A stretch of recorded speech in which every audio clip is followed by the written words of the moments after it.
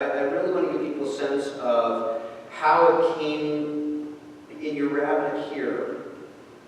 Because I just want to give people a chance to ask questions.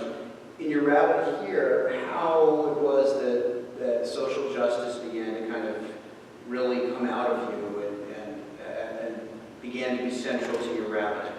It started actually at Emanuel because I gave a very difficult sermon on the development of nuclear weapons, and my senior rabbi was concerned that I would end up being too involved with politics.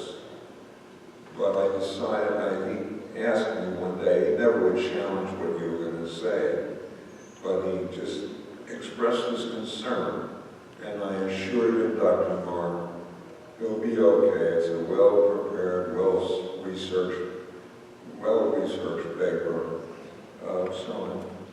And then that made a big impression on me, because when I came to Portland, I was able to say to myself, back at Emanuel, I was in the big leagues with that kind of a talk. And it sort of encouraged me to take the role. Well, I deeply believed in another part. I'll make more comments about another part of Judaism, which later will make more sense to you. But it had a very big impact on me. But in the congregation, weren't there people who were kind of personally invested in the? Was it scientists or there were politicians who who were not going to like what you had to say on this topic? Oh, there were always people who didn't like it. Well, right. That's not like that, or offended by it, challenge. I remember there was one particular time, it was about the Vietnam War, as a matter of fact. Now we're in Portland. Yeah, Portland. Right. We're in Portland. It was about the Vietnam War, and I was very strongly opposed to the Vietnam War, increasingly as time went by, and I gave this very strong talk against the war. At that time, the only person who had really spoken against the war was Senator Wayne Morse. I don't know if any of you are familiar with that name, but I got to know Senator Morse, and I'll never forget when he was dying, I visited him in the hospital. We had a wonderful relationship. So anyway, it was those kinds of experiences that sort of, opportunities came in Portland. Organizations would call me to make comments on this. The newspapers in those days used to have religious editors, and they were very, very well educated religious editors. The one in New York was a scholar. The one in Portland was not a scholar, but she was pretty good. And she'd call me up and ask me, do you have a reaction to this or to that? Or, no matter what the issue was, it could have been abortion, could have been capital punishment, it could have been civil rights, you name it, anything. So I just became involved in it. And while it took, if you look at my career, so many people in the state knew me or of me, and it would sound like that's where I spent my time, working on these issues. But when I stopped to think about it, that was over a 46-year period, and our family's now putting together a scrapbook of various things, reports in newspapers of what I had to say. And it looks like, his career was in this field. And then I began counting up the number of services and I conducted at Beth Israel over 46 years.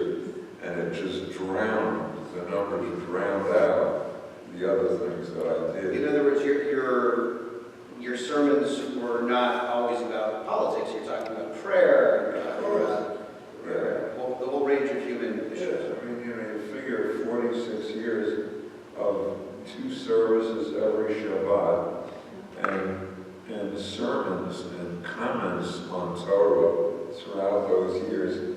It's a big deal. And a number of boring board meetings.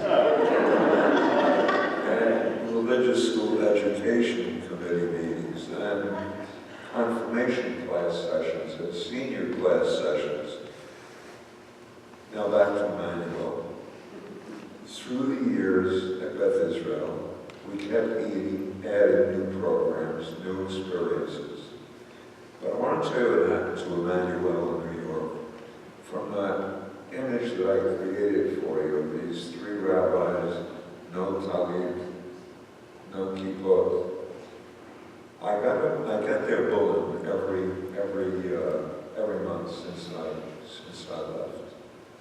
You wouldn't believe what's going on in Temple Emanuel today. Unbelievable. They had a new senior rabbi a couple of years ago, but it's Betty Molly.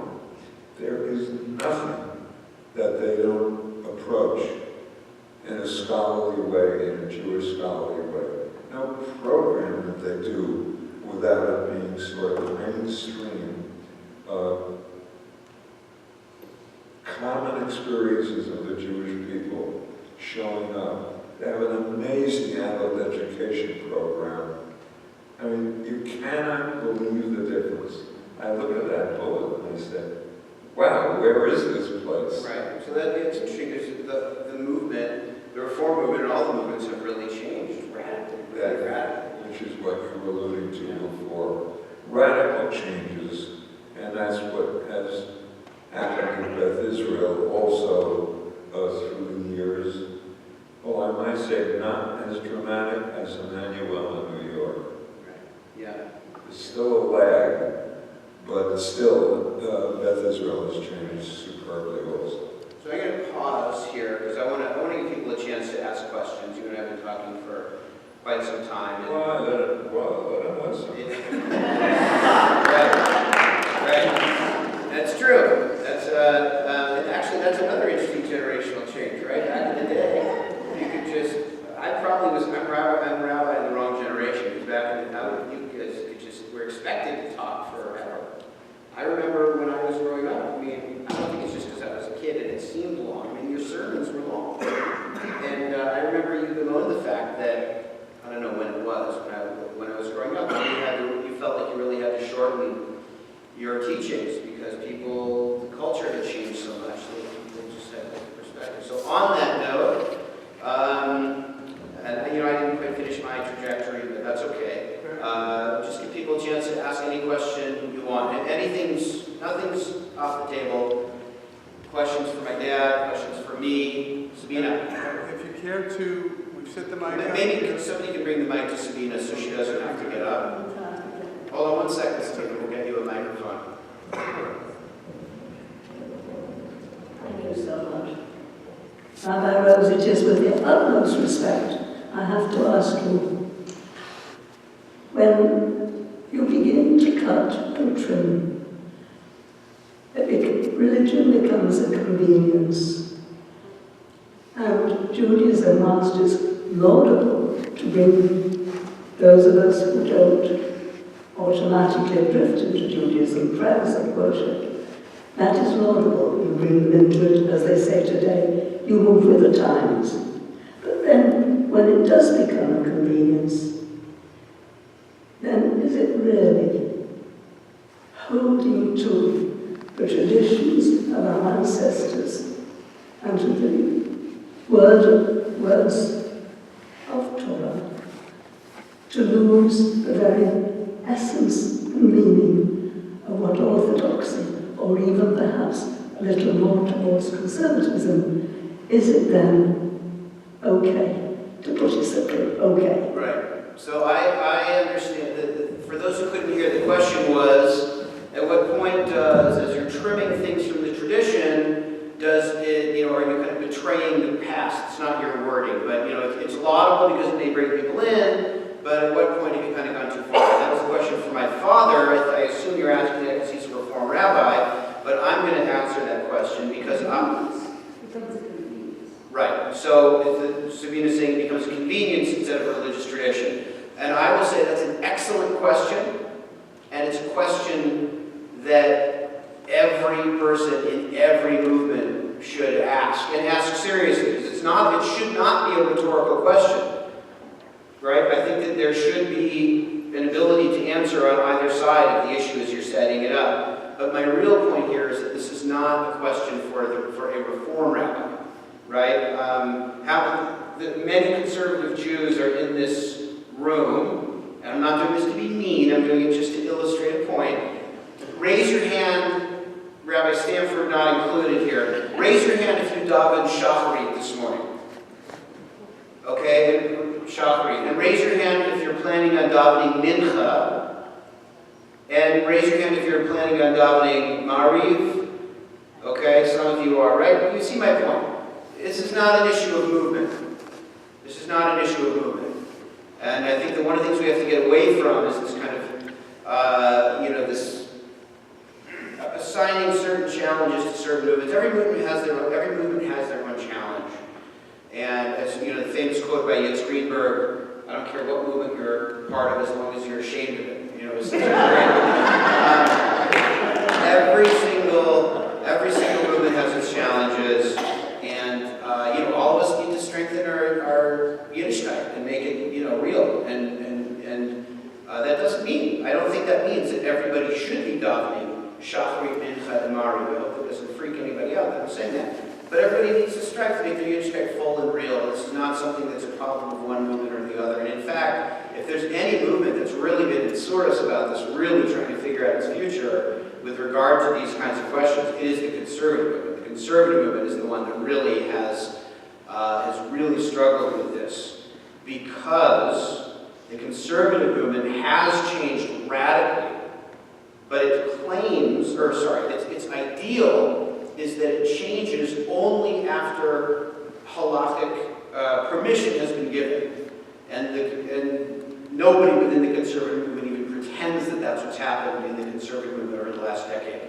A lot of congregations are using instruments, but there's no halakhic ruling permitting that within the conservative movement. And I mean, I could go down the list. So that is a great question. It's a question that every Jew should ask themselves. Next question?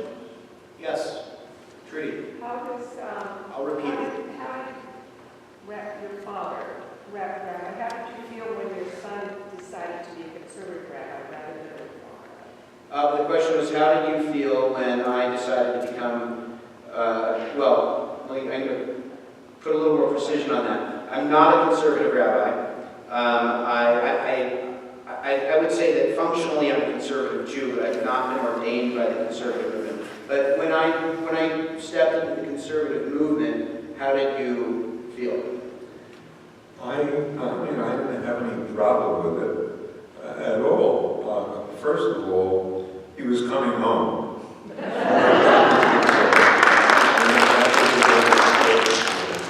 And also, Shari Torah is a synagogue that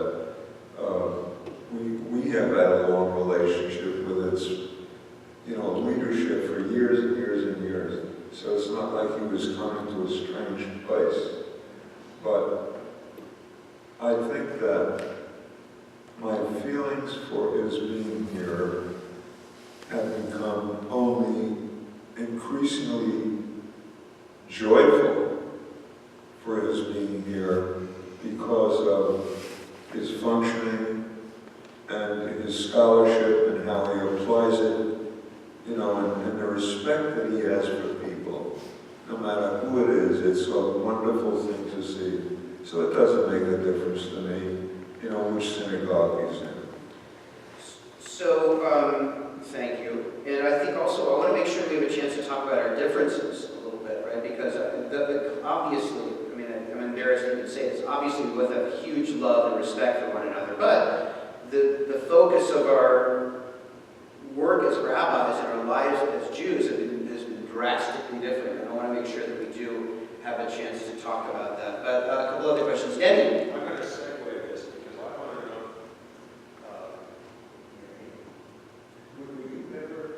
were you surprised at all when Josh told you that you wanted to become a rabbi? The question was Denny Schleifer asked the question, was my father surprised when I said that I was going to become a rabbi? That's a very interesting question because I remember the day and the scene.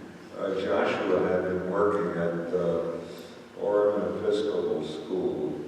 He had a wonderful, he was at Harvard, he had this wonderful program in the religious, what is it called? I was at the Divinity School. The Divinity School. He had this incredible, breadth of everything. And that's something later. But when he left the school, he called Lorraine and me to meet him for lunch one day. It was a restaurant, I don't know exactly where it was. And it's when he told us he wanted to become a rabbi. Was it a surprise? Totally. Were we thrilled? Totally. Yes. So it was a surprise, yeah. Lenny? So I was bar mitzvahed and then confirmed at Second Synagogue in Amherst. And Yeah, that second synagogue. The second synagogue. Len, sorry, for those of you who are Lenny said he was bar mitzvahed and confirmed at Central Synagogue in New York. right, and I'm not sure what to ask. I don't remember too much about it really, except all the Rolls Royces lined up on 56th Street after Sunday school, and chauffeur Rolls Royces picking the kids up. But I do remember some things, like for example, they had a large pipe organ in the back, it was supposed to be the biggest operational organ, something like that. Right. And they had a